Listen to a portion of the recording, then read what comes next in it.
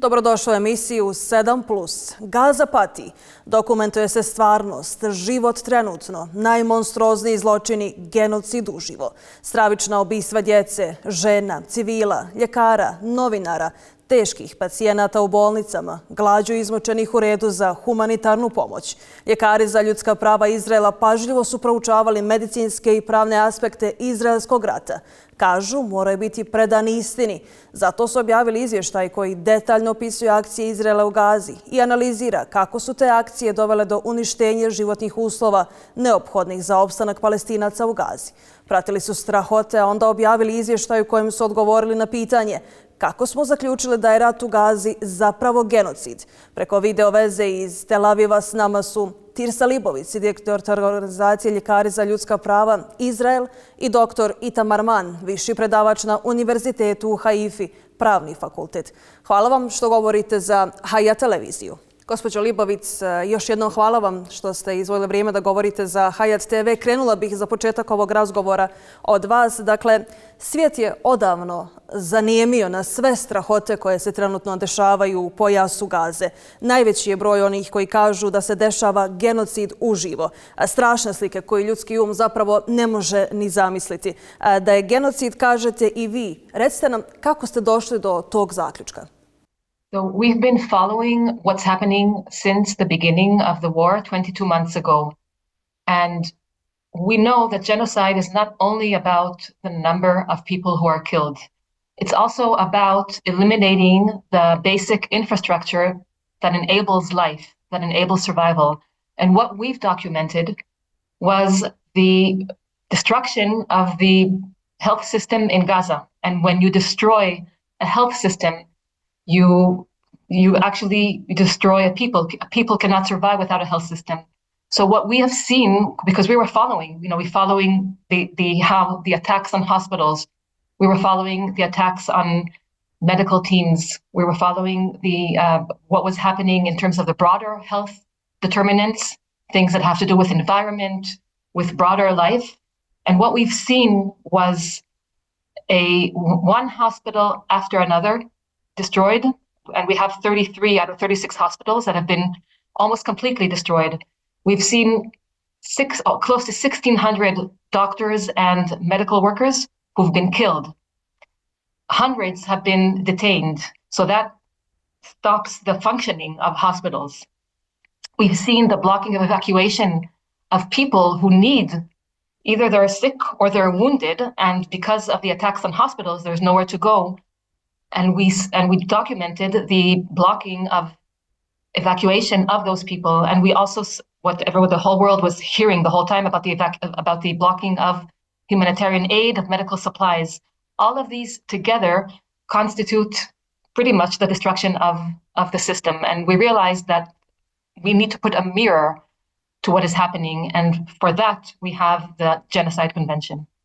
Gospodine Mann, hvala vam prije svega što ste tu. Recite mi, da li i koliko radite pod pritiskom u Izraelu? Dakle, imate li problema tamo zbog toga što radite i govorite? Ako imate, recite nam koji su to problemi sa kojima se suočavate. Thanks for having us, first of all. And I really appreciate the fact that you have chosen to cover this story and our work on this area.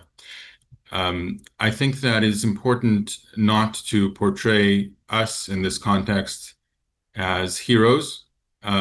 We are experiencing various pressures, but the pressures that we are experiencing are not nearly comparable to the realities on the ground and the kind of pain and suffering on an enormous historical scale that is inflicted upon not only the Palestinian people, but also family members of Palestinian people within Israel and other victims of this campaign, including in the West Bank.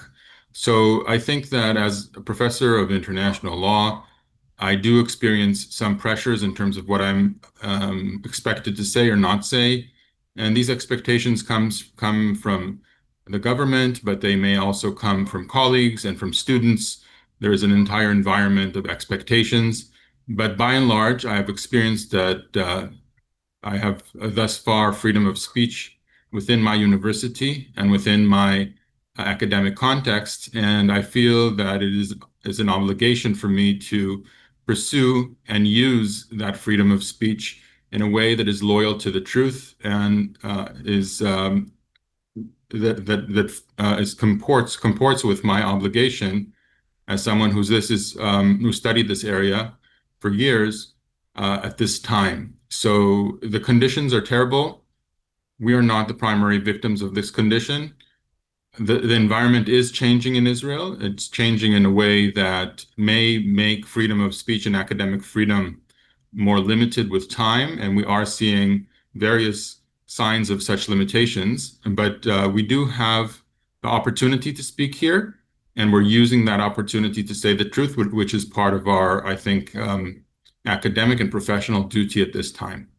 Gospođo Leibowitz, do kakvih saznanja ste dolazili tokom vašeg rada i istraživanja? Dakle, da li je bilo nekih šokantnih detalja koji bi možda mogli dodatno šokirati svijet ako postoji bilo šta što bi svijet moglo opet iznenaditi nakon ovih užasnih slika kojima svjedočimo iz pojasa Gaze? So in Israel, there has been very little coverage of what's happening in Gaza from the perspective of the Palestinians there. It's possible to reach that news by accessing other media outlets, but in Israel, it's been very, very limited. Only few and specific media outlets that have been showing images and reporting about it. So for the Israeli public right now, the images that are finally making their way in the last few weeks, it's causing some shock, and I hope that it's creating a crack that will grow in terms of understanding, too late, but understanding the atrocities that are happening there. The rest of the world, I think, has been seeing many of these images. So actually, one thing that I do want to talk about in terms of what shocked me is not so much images, which we've been seeing and following all along. I do want to mention two things. One is that Physicians for Human Rights Israel has been working in Gaza and with our Gazan medical doctor colleagues until October 2023. It's a place that we have known well. We've visited there. We had over 100 delegations of medical teams going to Gaza, and it's been shocking in the last year and a half to have this experience of colleagues sharing with us from the ground, from where they are, the different stages of destruction, including of the hospitals. And then it's been shocking to get word time after time of colleagues who have been killed, who have been detained. One of them is Dr. The director of Kamal Adwan Hospital, Dr. Abu Safia, who has been detained. In the beginning, we did not know he was disappeared. No one knew where he was taken. And then finally, we got there was notice of where that he was being held by the Israeli authorities inside a prison in Israel. Very, very difficult to get a lawyer into him. He's held there with no charges against him.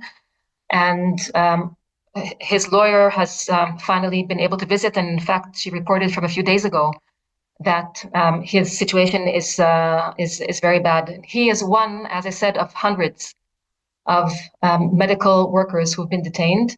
And it's really shocking just to think of the fact that he, together with 4 other hospital directors who've been killed or detained, there have been hospitals where 6 of the different department directors have been killed. Like this, the getting to the system through getting to the people, it's been a shocking experience for us.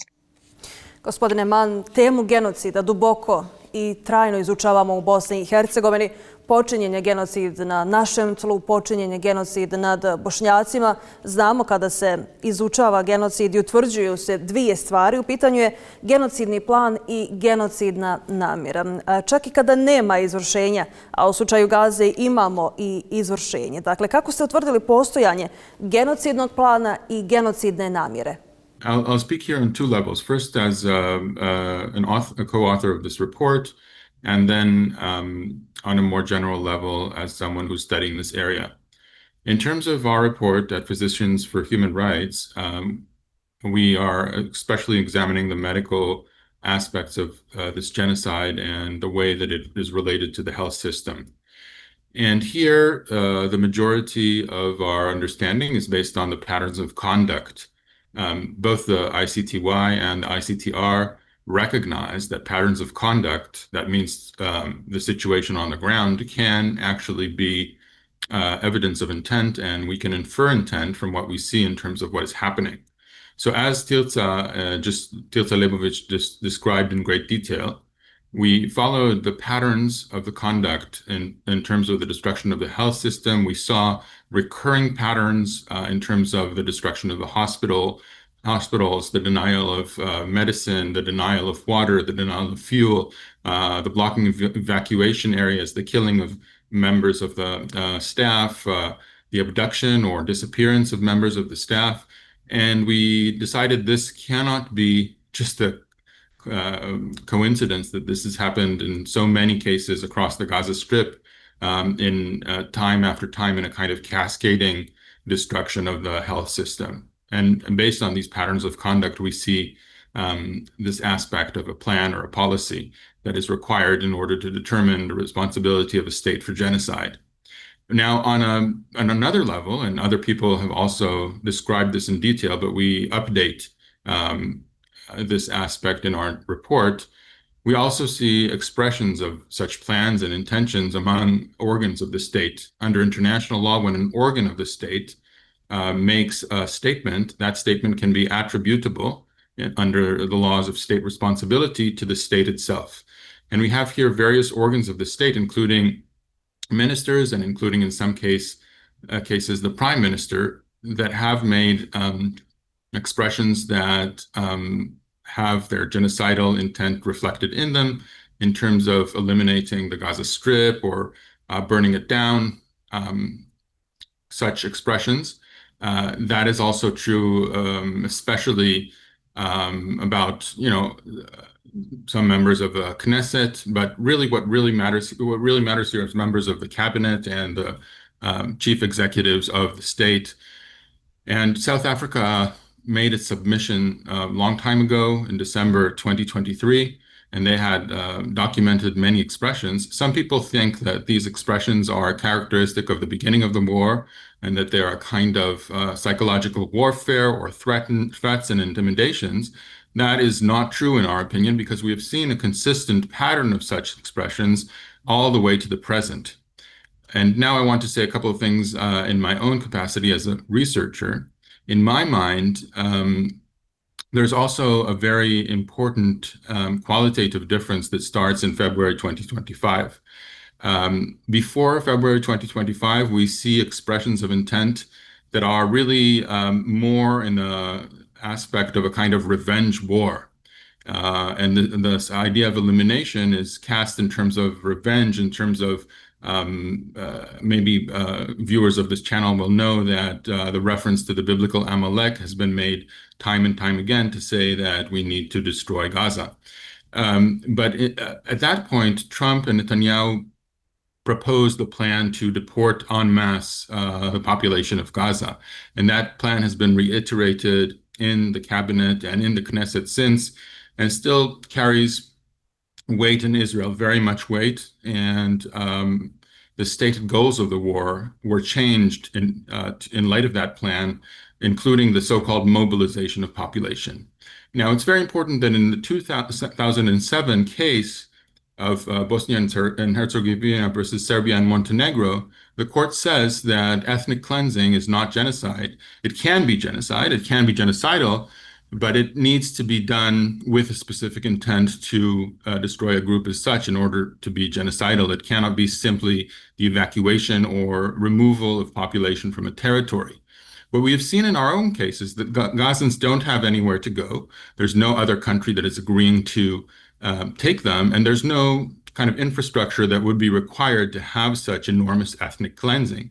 Instead, what is done is that a pattern of killing is continuously pursued in order to achieve such goals that are in fact not possible. So in my own view, those goals are a kind of distraction. What's really happening is that it's not really possible to conclude a kind of ethnic cleansing from Gaza of the Palestinian population.